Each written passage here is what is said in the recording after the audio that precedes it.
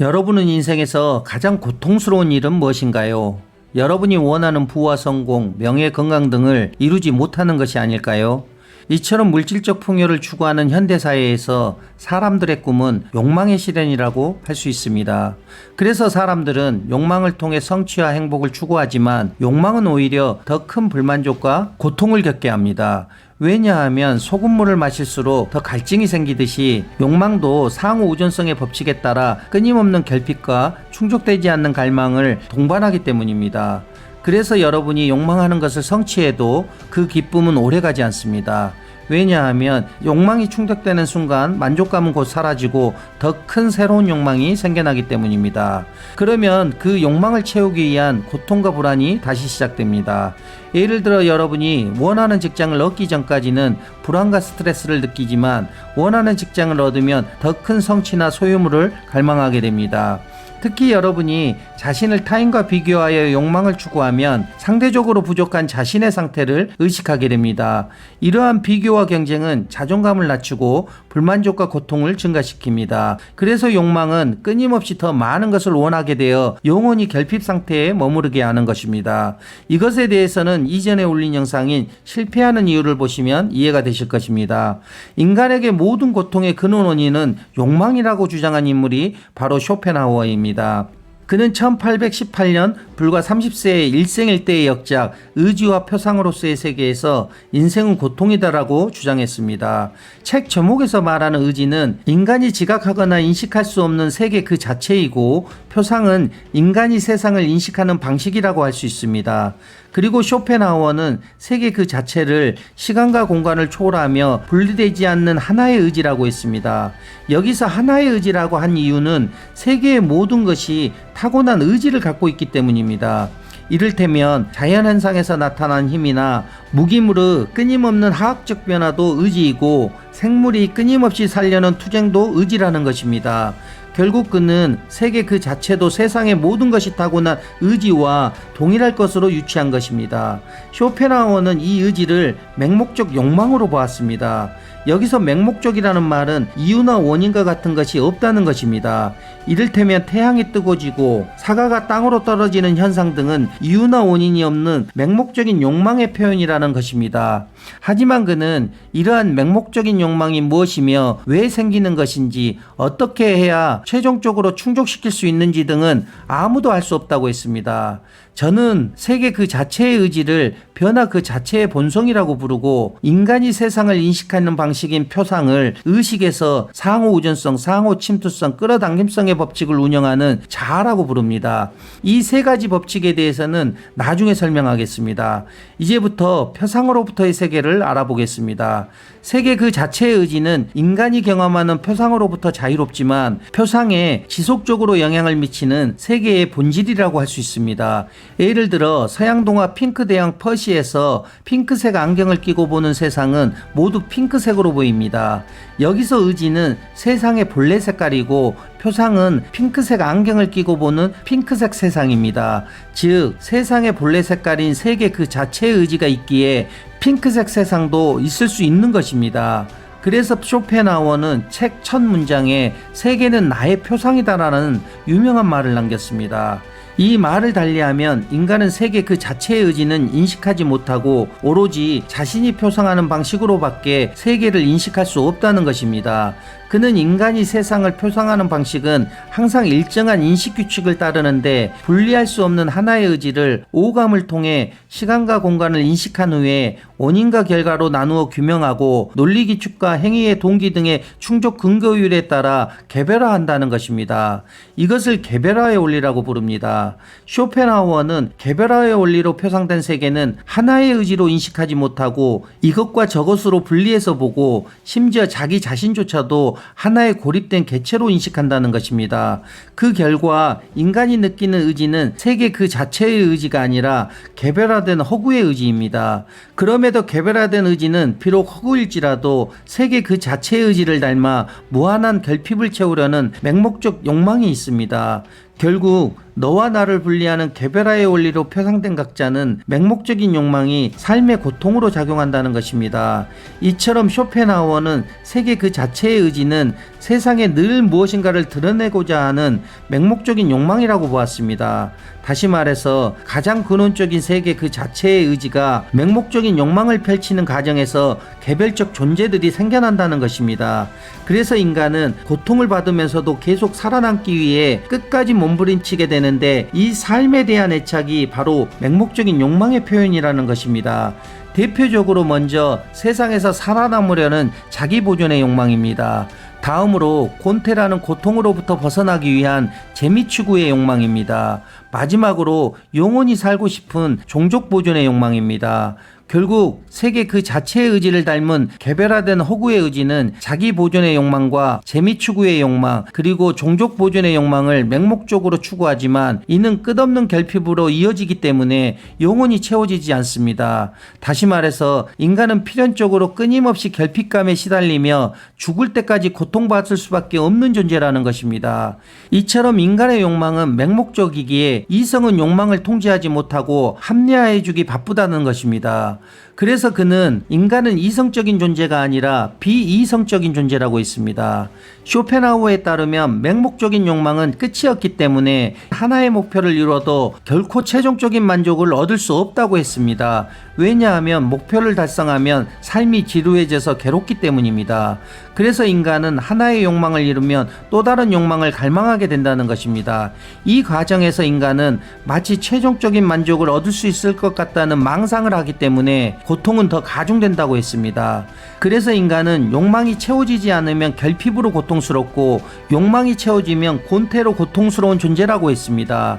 다시 말해서 세상의 모든 고통을 지옥으로 보내 천국을 만든다고 해도 그것은 곤태로 가득한 또 하나의 지옥일 뿐이라는 것입니다. 결국 인간에게 영원한 만족이란 없다는 것입니다. 한마디로 인생이란 시계추처럼 결핍과 곤태를 왔다 갔다 하는 고통이라는 것입니다. 고로 쇼펜하우어에게 인생은 곧 고통이고 세상은 곧 고통으로 가득한 지옥입니다. 이것을 불교에서는 일체계고라고 합니다. 이처럼 쇼펜하우어는 인생이 고통이라는 사실을 제대로 아는 것부터 시작하라고 말합니다.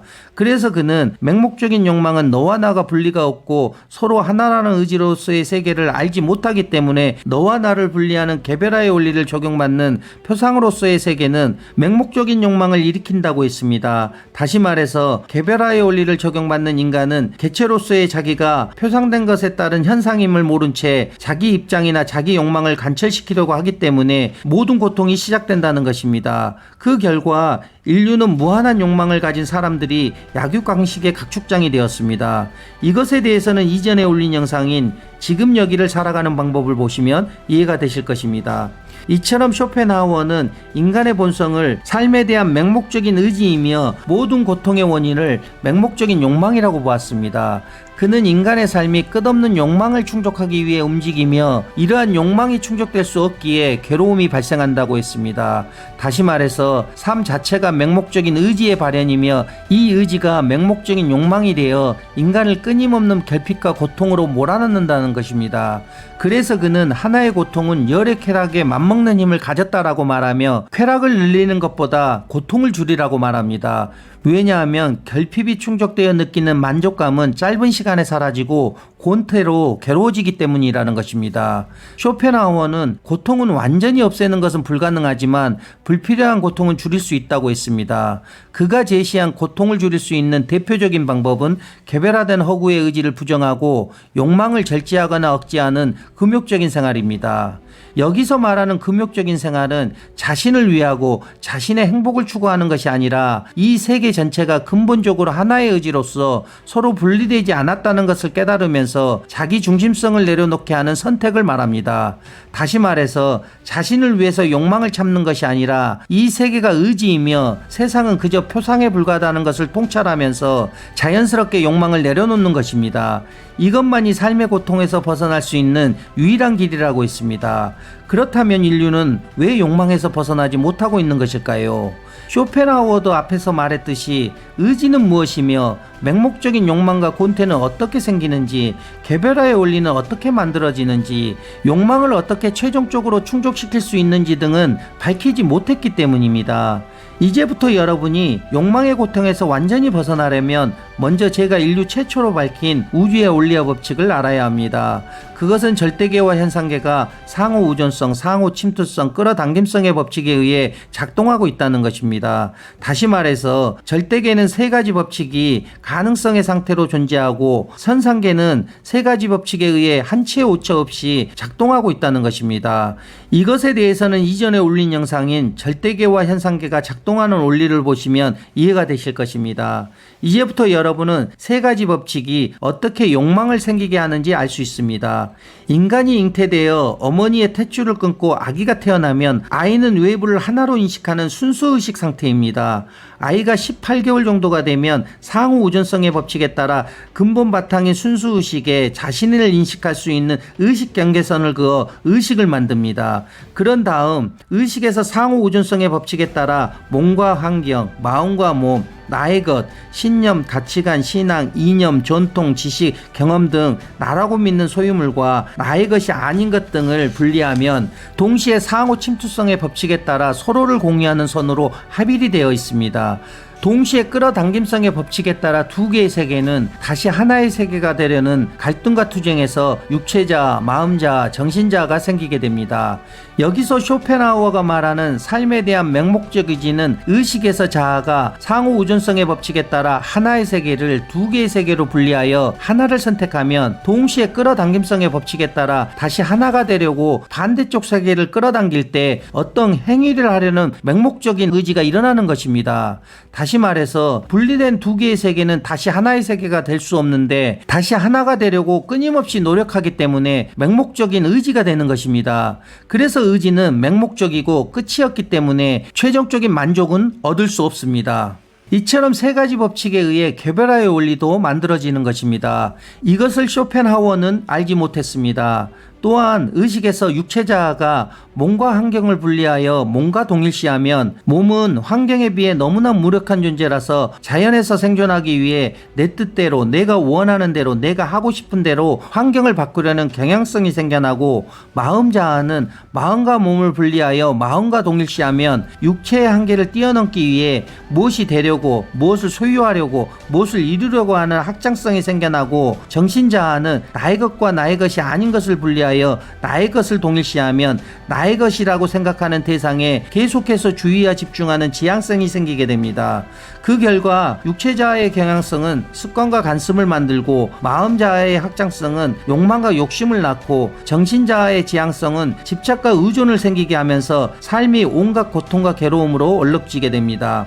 여기서 쇼펜하우어가 말하는 맹목적인 욕망은 의식에서 마음자아가 상호 우존성의 법칙에 따라 마음과 몸을 분리하면 동시에 끌어당김성의 법칙에 따라 마음이 몸을 끌어당길 때 마음자아는 몸의 한계를 뛰어넘기 위해 무엇이 되려고, 무엇을 소유하려고, 무엇을 이루려고 하는 확장성이 욕망과 욕심을 만든다는 것입니다. 이것이 자기 보존의 욕망, 재미 추구의 욕망, 종족 번식의 욕망이 만들어지는 원리입니다. 또한 이 욕망이 이루어지면 또 다른 욕망이 생겨나거나 곤태로 바뀌게 됩니다. 이것을 쇼펜하우어는 알지 못했습니다. 이것에 대해서는 책 멘탈리셋을 보시면 이해가 되실 것입니다.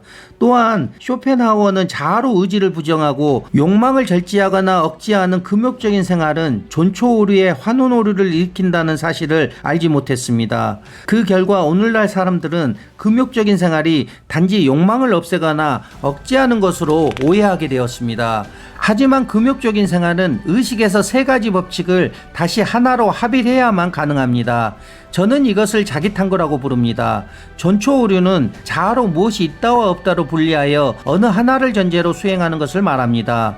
존초 오류를 다른 말로 하면 이온성이며 반쪽인 자아로 비이온성이며 온적인 본성을 만들려는 사도 사입이라고 할 수 있습니다. 반대로 정도는 이온성인 반쪽과 반쪽을 합일하여 비이온성이며 온적인 본성을 만드는 것입니다. 전초 오류를 두 가지로 구분하면 무엇이 있다는 전제로 하는 수행은 격상 오류라고 부르고 무엇이 없다는 전제로 하는 수행은 한온 오류라고 부릅니다. 결국 무엇이 있다와 없다는 전제로 하는 수행은 전초 오류를 일으켜 정반대의 현실을 만들게 됩니다. 전초 오류에 대해서는 이전에 올린 영상인 정도와 사도 사이비를 구별하는 방법을 보시면 이해가 되실 것입니다. 전초 오류의 결과는 먼저 자아로 욕망이 있다는 전제로 욕망을 추구하면 격상 오류가 되어 물질주의와 개인주의가 되면 불안증과 공황장애 등을 만들게 됩니다. 반면에 욕망이 없다는 전제로 욕망을 없애거나 억제하면 환원 오류가 되어 염세주의와 허무주의가 되면 우울증과 무기력증을 만들게 됩니다. 이처럼 자아로는 어떤 수행을 하더라도 좋지 않은 결과를 낳게 됩니다. 그럼에도 대부분의 사람들은 우울증과 무기력증이 생기는 원인이 자신을 비하하거나 심각한 상실과 트라우마를 경험하거나 경제적으로 불안하거나 미래에 대해 비관적이거나 세상을 부정적으로 바라보는 사고 패턴 등이라고 생각합니다.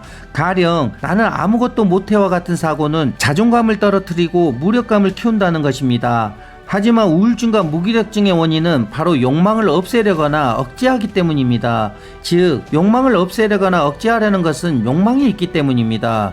결국 우울증과 무기력증의 원인은 욕망입니다. 그래서 여러분이 자기 탐구를 통해 의식에서 자아가 상호 우전성의 법칙에 따라 마음과 몸을 분리하면 동시에 끌어당김성의 법칙에 따라 마음이 몸을 끌어당길 때 마음 자아는 몸의 한계를 뛰어넘기 위해 무엇이 되려고 무엇을 소유하려고 무엇을 이루려고 하는 확장성이 욕망과 욕심을 만든다는 사실을 온전히 이해하고 수용하는 것입니다. 그때 삶의 주체가 자아에서 본성으로 옮겨가 욕망이 사라지면 완전한 만족이 가능해집니다. 그러면 권태도 존재할 수 없습니다.